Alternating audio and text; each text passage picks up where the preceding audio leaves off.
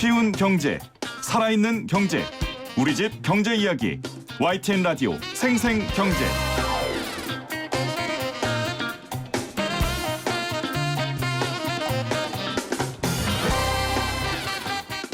오늘 가장 뜨거운 경제 뉴스를 제일 생생하게 전해드리는 시간입니다.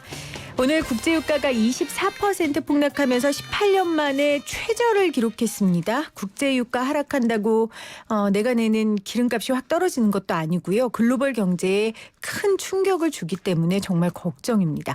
이컨슈머 이서혜 연구실장과 이야기 나눠보도록 할게요. 안녕하세요, 실장님. 네, 안녕하세요. 국제유가가 18년 만에 최저를 기록했어요. 먼저 가격을 좀 정리해 볼까요? 네, 우리가 보통 국제유가를 볼 때 많이 보는 세계 3대 원유 가격이 일제히 다 하락을 했어요. 네. 그래서 그중에서 서부 텍사스산 원유가 가장 많이 하락을 해왔는데요. 현지 시간 18일 서부 텍사스산 원유는 전날보다 배럴당 24.4%, 즉 6.58달러 하락한 20.37달러의 장을 마감해서 2002년 2월 이후 약 18년 만에 최저 수준까지 내려갔고요. 브렌트유는 13.4% 하락한 24.88달러, 그리고 우리나라에 가장 영향을 주는 두바이유는 8.33%인 2.57달러를 하락한 28.26달러에 마감하였습니다. 네, 텍사스산 브렌트유, 두바이유 모두 지금 폭락을 한 상황이에요. 네. 역대 세 번째 최악의 날이라고 하던데 그럼 첫 번째, 두 번째 최악의 날은 언제였습니까? 네, 이게 정확하게 저도 그 날이 며칠이다까지는 잘 모르겠지만 이벤트가 있었죠. 네, 1991년 1월 걸프전 당시 미국이 쿠웨이트에서 이라크군을 폭격하면서 공급이 아하. 줄어들 것이라는 우려에 가장 가파르게 유가 하락이 있었고요. 그리고 2008년 금융위기 당시에도 또 한 번 가파른 유가 하락이 있었습니다. 네. 네. 자, 그러면 걸프전 금융위기 때와 맞먹는 지금 어려움이 코로나19란 말이에요. 그렇죠. 오늘 유가가 급락한 것도 코로나19 때문이겠죠? 네, 지금 현재 원인은 두 가지로 볼 수 있겠는데요. 말씀하신 대로 코로나19 사태가 글로벌 경제에 충격을 주면서 원유 수요 감소로 이루어지고 있는데요. 사우디아라비아와 러시아가 감산 합의를 실패하면서 가격을 인하하고 공급은 더 늘리겠다고 하면서 코로나 사태 일구에 더해서 유가 하락의 원인이 되고 있습니다. 사실 과거에도 사우디가 원유 시장의 경쟁자들을 다 몰아낼 목적으로 가격 전쟁을 벌일 때마다 국제 유가가 큰 낙폭을 보였었는데요. 사우디가 미국이 원유 생산을 재개하는 시점에 맞춰서 증산을 막 감행했던 1985년 말에도 WTI 가격이 무려 66%까지 하락했었고요. 네. 또 1990년대 말에도 또 사우디가 베네수엘라랑 유가 전쟁을 벌였을 때도 마찬가지였고요. 또 2015년 기억하실 거예요. 2015년 말부터 2016년에도 미국의 셰일 오일의 진입을 막기 위해서 가격을 인하하면서 네. 이때도 가격 전쟁이 일어나기도 했는데 이번에는 이제 그때와 좀 다른 것은 코로나19 사태랑 그다음 공급과 또는 수요 감소가 같이 일어나는 것이라 이전과 좀 다른 양상을 보이고 네. 있습니다. 그러니까 두 가지 대외적 이유 하나, 대내적 이유 하나네요. 대외적은 코로나19로 인해 글로벌 경제가 어려움을 겪으면서 네. 원유 수요 자체가 감소했고 대내적으로는 본인들끼리 싸우느라 그쵸. 이 기름값 때문에. 근데 그 후자의 일은 늘 있었던 거고요. 네네. 오늘 이렇게 폭락을 한 이유는 그럼 결정적인 건 전자입니까? 이유는? 그래서 지금으로 봤을 때는 사우디 감산 실패가 저는 조금 더 큰 오히려 더 이유가 크다. 아닌가라고 생각을 해요. 지금 네네. 현재 코로나19로 인한 수요 감소도 물론 굉장히 중요한데요.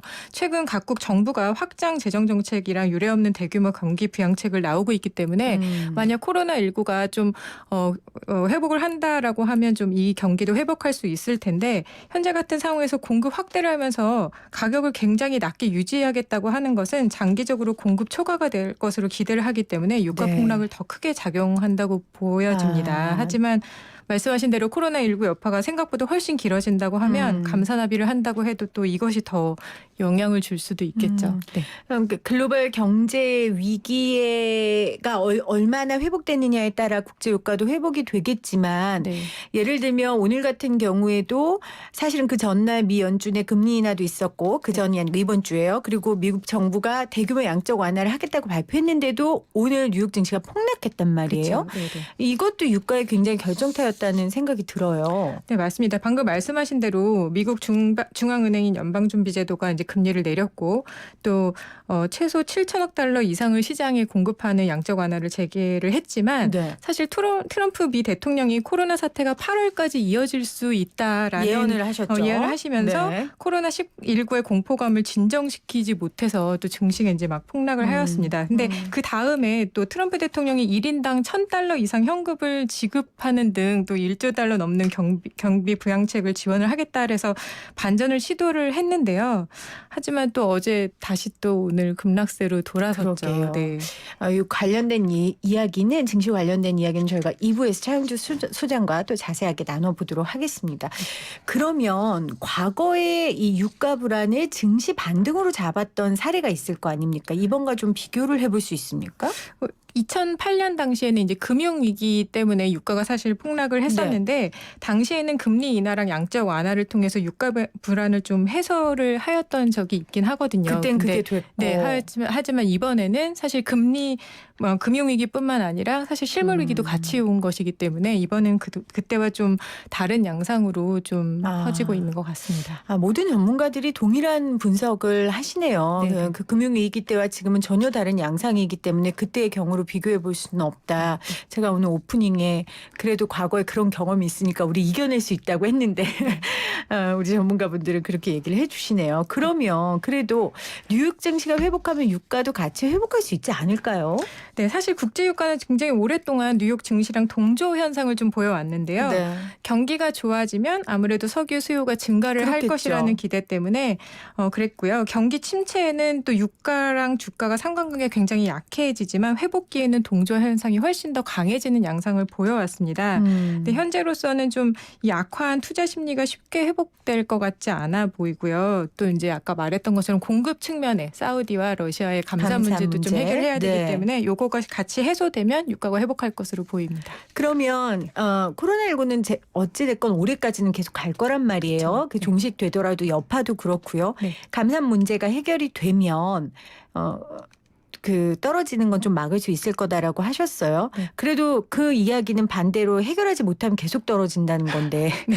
지금 유가가 20달러 될 수도 있다라는 얘기까지 네네, 나오고 맞습니다. 있어요. 언제까지 얼마나 더 떨어질 것으로 예상하세요? 네, 에너지경제연구원이 15일 그 국제 유가 동향 및 전망 보고서를 냈는데요. 네. 여기서는 이제 올해 1년 평균 가격을 배럴당 33.66달러 정도로 이제 전망을 했었어요. 이거는 작년에 한 반 정도 되는 수준이거든요. 네. 그래서 지금 우리가 얘기한 대로 코로나19 사태가 좀 진정이 되면 이제 3분기부터 원유 수요가 좀 회복될 가능성이 있어서요. 그때부터는 좀 원유 수요가 증가를 하게 되면 조금 지금보다는 반등을 해서 약 한 27달러, 4분기엔 한 30달러 정도까지 가면 아까 말한 그런 1년 평균 정도가 될 것이라고 좀 예상을 하고 있습니다. 네. 오늘 국제 유가가 굉장히 폭락했습니다. 그래서 우리 이서혜 연구실장과 함께 인터뷰 나누고 있는데요. 원인은 두 가지입니다. 첫째는 코로나19로 인해서 글로벌 경기가 악화되면서 수요 자체가 줄었고요. 또 하나는 그 감산에 실패하면서 공급에 문제가 생겨서 네, 이렇게 지금 어려움을 겪고 있습니다. 자, 보통 이렇게 국제 유가가 떨어지면 산유국이나 오펙에서 취하는 조치들이 있잖아요. 네. 그럼 지금은 이야기가 좀 나오고 있습니까? 사실 이제 이전에는 오펙이 국제 유가에 영향을 굉장히 좀 크게 줬던 데 비해서 최근에는 이제 오펙의 세계 석유 시장 점유율이 한 30% 수준까지 떨어졌는데요. 네. 그래서 사실은 이제 오펙이 지금 옛날보다 큰 이렇게 영향력을 행사하지 못하고 그렇네요. 있기 때문에 비회원국, 러시아 같은 비회원국을 설득해서 오펙 플러스라는 형태로 이제 영향력을 유지를 하고 있어요. 근데 이제 과거처럼 단합된 모습을 보여주지 못하고 있고요. 또 이제 얼마 전에 러시아가 또 감산에 동의하지 않겠다고 하는 것처럼 지금 현재 단합된 모습을 보이지 못하고 있지만 그럼에도 불구하고 추가적인 감산을 협상의 여지가 좀 남아 있습니다. 아무래도 이제 러시아가 감산을 거부한 이유는 미국의 셰일 업체를 좀 겨냥한 것인데요. 네. 국제 유가가 러시아의 손익 분기점인 배럴당 25달러 아래로 계속 내려간다면 러시아가 그럼에도 불구하고 원유 생산을 좀 계속 늘리진 못할 것으로 보이고요. 사우디 또한 저유가에 대한 부담도 좀 과거보다 높고 있거든요. 그 네. 이유는 그 사우디 왕세자가 추진 중인 사우디 비전 2030을 실현을 하기 위해서는 좀 재정이 좀 늘어나야 그렇겠죠. 되고요. 그래서 또 이제 사우디가 아람코의 추가 상장을 좀 계획을 하고 있기 때문에 이런 시점에서 국제 유가가 아주 오랫동안 낮게 유지되는 것을 원하지 않을 가능성이 좀 크기 때문에 여지가 좀 남아 있을 것으로 보입니다. 사실 코로나19의 어려움이 뭐 한 국가에만 해당되는 게 아니고 전 세계적으로 지금 여파가 있기 때문에 러시아가 계속 목리를 부릴 수는 없을 거예요. 네네. 네, 뭐 사우디나 아랍에미리트도 그렇고요. 미국 역시 이 사태를 그냥 보고 있지는 않을 것 같습니다. 2주 내에 전략 비축유 구매를 개시할 수도 있다 이렇게 발표를 했는데 미국의 전략 비축유 구매가 시장에는 얼마나 영향을 줄까요? 네, 미국 트럼프 대통령이 지난 13일에 국가 비상사태를 선포하면서 미국 전략 비축유를 매입하겠다라고 했어요. 네. 그래서 이런 발표로 이날 국제 유가가 잠시 4~5% 반등을 하였는데요. 결국 그럼에도 불구하고 수요 급감으로 인한 불확실성으로 어제 다시 폭락을 했거든요. 네. 그래서 미국 에너지부 관계자에 따르면 비축 원유 구매를 2주 이내로 개시할 것으로 보이고 약 77만 배럴을 추가로 구매를 할 것이라고 했는데요. 사실 이 내용에서는 구입 자금에 대한 조달 계획이 좀 충분히 들어있지 않고요. 의회의 승인 또한 쉽지 않은 데다가 현재 미국의 전략 비축유가 상당 부분 좀 확보가 돼서 추가로 네. 엄청나게 많은 양을 구입하기가 어렵다는 것이 좀 어렵군요. 중론입니다. 그리고 또한 미국에서 또 셰일 업체의 생존도 고민을 해야 되기 때문에 이것이 시장에 아주 큰 영향을 미치지 않지 않을까 하고 보고 있습니다. 그러면 결국은 코로나19가 잡히고 네. 경제 상황이 좀 나아지는 거를 기다리는 수밖에 없네요. 이 네. 유가 문제도요. 아무리 봐도 이제 국제 에너지 기구도 그렇고 올해 그 유가를 좀 낮게 자체 네. 조정을 한 걸 보면 좀 그렇게 될 것 같습니다. 아, 그렇습니다. 이렇게 모두가 다 어려움을 겪을 때 이런 질문을 드리는 게 어떻게 보면 좀 부끄럽기도 한데 실질적인 얘기니까요. 네. 그러면 유가가 이렇게 떨어지면 기름값이 떨어지나? 그래서 지금 우리 너무 어려운데 그래도 서민들 허리 좀 펼 수 있는 기회가 올까? 뭐 이런 생각할 수 있을 것 같아요. 우리가 넣는 주유소 기름값에 변화가 좀 있습니까? 이러면? 네, 뭐 최근에 이제 사실 이 사태 터지기 전부터 국제유가가 좀 하락을 하고 있었는데 그것이 좀 충분히 반영이 되지 않은 상황에서 그러니까요. 또 폭락을 하였어요. 그래서 어떻게 보면 내려갈 여지는 좀 충분히 있기는 한데요. 근데 2016년 3월 2주를 좀 살펴보면요. 그 당시에 배럴당 26달러까지 두바이 유가가 떨어지고요. 네. 당시 환율이 1,196원이었거든요. 근데 그럼에도 불구하고 국내 휘발유 최저 가격이 1,339원이었어요. 근데 왜 그런 그게 이제 거예요? 우리나라에는 굉장히 세금 비율이 높기 때문에 세금이 사실 한 58%에서 62%를 그렇죠. 왔다 갔다 하기 때문에 국제 유가가 많이 떨어진다고 해도 사실 소비자분들이 체감하기에는 그만큼 떨어지지는 않습니다. 그래서 뭐 이번에도 사실 그만큼 떨어지기를 좀 기대를 하면 좋은데 아시다시피 오늘 또 환율이 또 1,200 맞아요. 거의 막 90원까지 올라갔다가 살짝 네. 내려오는 그런 상황이라 지금은 환율까지 저희는 고려를 해야 되기 때문에 그때보다는 조금 덜 떨어진 상황이지만 그래도 폭락한 게 보통 한 2주 정도 이후에 반영이 되기 때문에 네. 다음 주부터는 조금 더 많이 가격이 하락할 것으로 보이니까 네. 좀 소비자분들은 이번 주를 조금 지나고 다음 주에 가격 추이를 보시고 주유를 하는 게 좀 도움이 될 것 같고요.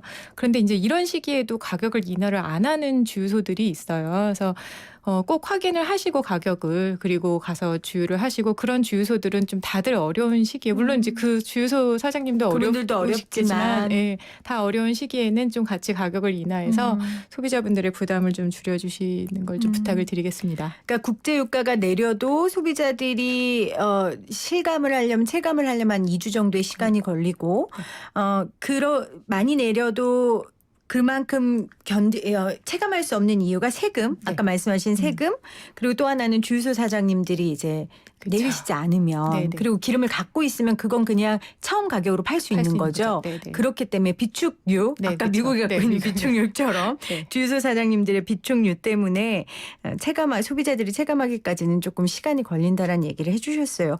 요즘 임대하시는 분들도 낮춰주니까 임대료. 네, 맞습니다. 주유소 사장님들도 어려우시지만 이럴 때 서민들 허리 좀 필 수 있도록 주유소 기름값도 좀 배려해 주셨으면 하는 바람입니다. 자, 오늘 내려앉은 국제유가 관련된 이야기 이서혜 연구실장과 함께 이야기 나눴습니다. 실장님 고맙습니다. 네, 감사합니다. 모든 인쇄 가능한 성원 에드피아. 온라인 주문 간편한 성원 에드피아. 누구든지 어디서나 쉽고 빠르게 인쇄의 유토피아. 성원 에드피아. 쉽고 편한 인쇄가 현실이 되는 곳. 국민인쇄 성원 에드피아.